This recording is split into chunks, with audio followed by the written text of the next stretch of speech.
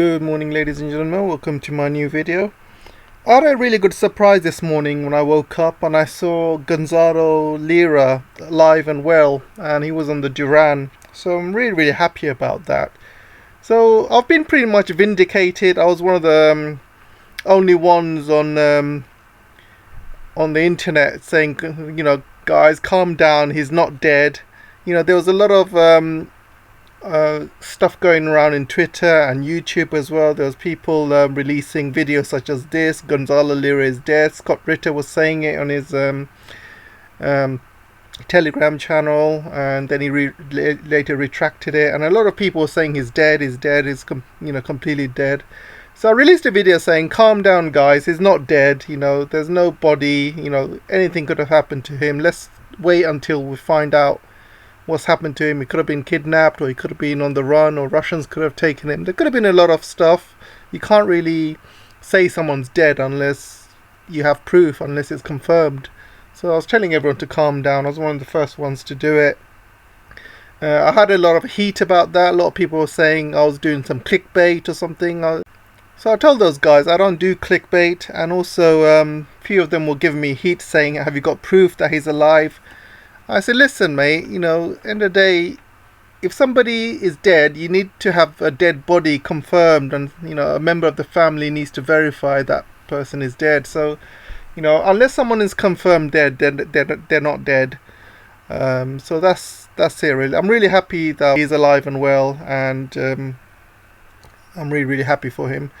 If you guys haven't seen this video yet, this is my latest parody. It's quite funny. Try and see if you can. It doesn't have many views. I know a lot of people come to this channel for geopolitics, and there's a lot of you who takes things a bit seriously. So this is me doing my parody videos. They are a bit funny, but they also have a lot of truth in them as well. So if you haven't checked it out, check it out. There's this one and there's two others as well. It's in my parody playlist as well. You can see the other videos as well. This will be the last one I'm probably going to be uploading in this channel. For future parody videos, I'm going to be posting them on my Patreon page as well.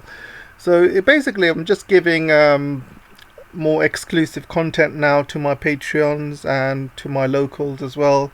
So I'm going to be producing more exclusive stuff, and also I'm going to be having live chats as well with my Patreon members regularly, and also with locals. So it's just me doing more exclusive stuff really for my Patreons and locals, and they deserve it, to be honest. And so I'm going to be doing a lot more live chats and interactions with them. I'm going to probably keep this channel, keep it serious. I think a few of you have said that, keeping this channel serious and then having these funny parodies sometimes means that people don't take me seriously. So I'll try and keep this as a serious channel and just talk about geopolitics. So if you like these parodies, if you want to see more of them, make sure you jump in on my Patreon, or you can jump in on my locals. Okay, so the topic I wanted to talk to you about today is going to be NATO. So it looks like Finland is going to be submitting application to join NATO in the next coming weeks. And this is going to be going without a referendum, which means the people are not going to have any say on it whatsoever. People are not going to vote on it. This is going to be pushed through right from the government. And it's kind of a consolation prize for NATO because they lost Ukraine. This is their next consolation prize, and I think it's a major mistake for Finland. Major mistake. So this is why it's a major mistake. So let's look at the map, shall we? So you can see Russia. You got all of this Russia. Forgot to mention this as well. And you got Finland here. And Finland is going to be in the front line for any future war between NATO and Russia. And Ukraine is pretty much gone right now. Ukraine is gone from NATO's hands. So what they've done now, they've gone to Finland and said, can you join NATO? And Finland's pretty much said, yes, sir, whatever you say, sir. And it's going to be a huge mistake. This is the main reason why, which I'll explain. The main reason is China and Russia are working on Arctic sea route, and it's already started completion, and it's going to be completed by 2025. So what does this mean? This means that goods coming from China, so there'll be goods coming from China, will go via this route all the way to Europe and also to Africa and also to Greenland. You got South America access as well. You got America, Caribbean, and it's got huge implications, because what this means is China will avoid a lot of the choke points. So a couple of choke points for China. So there's a lot of shipping that goes through this part, which is the Malacca Strait, and it's a very narrow corner. And also you got the Suez Canal as well, and there's so much heavy traffic along the Suez Canal, and there's a big backlog of ships, and this is one of the busiest shipping lanes in the world at the moment, and there's hundreds and thousands of ships going back and forth. And having the access to this Arctic sea route, basically they got full access to the whole route without any distractions or restrictions. And the shipping time going from China all the way around this Arctic sea route right into Europe is actually reduced by more than half.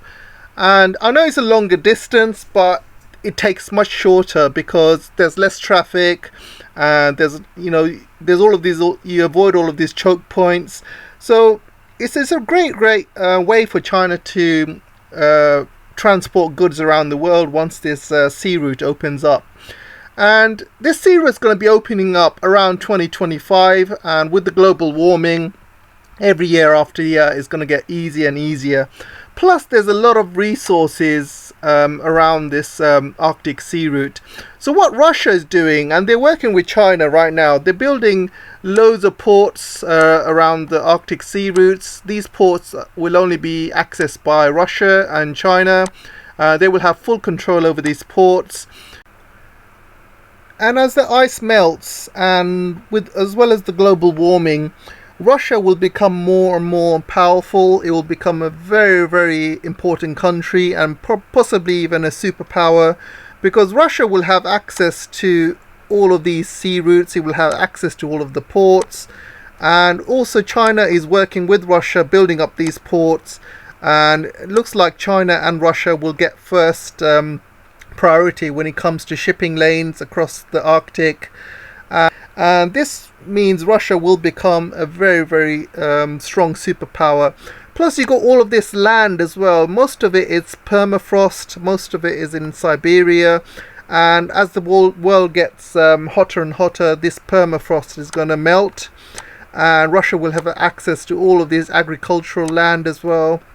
So you can see Russia slowly becoming a superpower. They'll have much more access to gas, much more access to oil. They got huge amounts of land. And so this area itself, America and NATO is not going to allow Russia and China to have complete control over the Arctic. So you have American Alaska here. You can see it's right next to the Arctic, and you have all of the NATO countries here. So you can imagine this area becoming the next battleground, or the next area of control between America, NATO and Russia. So you got America fighting for control coming from this side, coming from Alaska. They're not going to take things sitting down, allowing Russia and China to have full access and control over the Arctic. And you have NATO pushing from this side as well. The problem is, you see Finland is right here, which means any battle between NATO and Russia in the future means Finland is right on the doorstep of Russia, and they're going to be right in the doorstep of any nuclear war, for example. So if there's a nuclear war that starts between NATO and Russia, Finland's going to be the first country to go. and Finland is also going to be in the front line for any attacks. So this is really, really bad news for Finland. I just don't know what the hell they are doing. You know, it's much better to stay neutral, and they have been pretty much duped by NATO again. If there is an Arctic war, you can guarantee that Russia and China will be working together to fight off NATO and to fight off the Americans as well. So you can guarantee both Russia and China would be working together. They got shared interests, plus China has got a lot of ports they are building along the Russian coast, along the Arctic Sea route. So you can guarantee China and Russia will be working together. So Finland is right in the front line of any war, and I just think it's a really, really bad idea. From last I heard, it was 50-50, the Finnish population who believes they should join NATO or not. You know, 50-50 is still not a good number. You need a huge majority. But I believe if you actually explain to Finnish people how much of a danger they are in, right in the front lines of any future war in the Arctic regions, then I'm sure the Finnish people would say, no, you know what, better to stay neutral. Russia has never threatened Finland or Sweden. It's NATO that is expanding to Russia's borders. So Russia has security concerns, and this is one of the main reasons they had to go into Ukraine. Do not people in Finland see that what's happening in Ukraine? Ukraine has been literally pushed into a war with Russia, and Americans and NATO, they're just sitting there from the backgrounds laughing, and they're having a war with Russia with Ukrainian blood, and they're going to do the same thing with Finnish blood in the future. And I just think it's a really, really bad idea, because China's going to be a superpower. Russia's going to be very much a superpower, because once the permafrost starts melting, Russia's going to have a huge agricultural land. They'll make a lot of money through agriculture. They'll be selling a lot of gas and oil to the rest of the world. Their economy is going to get better. Their cities are going to get richer and richer. And I can see Russia becoming a very, very strong superpower within the next 50 years. And then you have NATO on its doorstep. NATO is not going to be doing very good over the next 10, 20 years, because you see the economy of Europe. You know, once Russia turns off the gas to the rest of Europe, and they will, within the next 2 years, 3 years, Russia will build pipelines going into China, going into India. You have 1.4 billion people in China, 1.4 billion people in India. They don't need Europe. They have a huge market there. So they would be happy to sell gas and oil to Chinese, gas and oil to the Indians. And this means the European economy is not going to be doing very well. They're going to have to buy very, very expensive LNG from America, which is about 10 times more expensive. The industry in Europe is not going to be competitive like the Chinese. And the industry in Europe is going to go down. They're going to be having huge recessions. And where's they going to find the money for NATO? How are they going to fund NATO if they're not making any money in Europe, and if the economy is suffering? So you see, what they're doing is really not a good thing, and pushing, you know, these NATO members right on Russia's doorstep is just going to anger the bear even more, and it's just going to push Russia to have more nuclear weapons right along Finnish borders. And if there is a war, Finland's going to be right in the front line, and is one of the first countries which is going to be destroyed. So it's really, really bad news for Finland to join NATO. I hope the Finnish people will understand this, watch this video, and realize it's such a bad idea. NATO, you know, is basically using Finland like they've used Ukraine, and Finnish people are going to suffer in the future.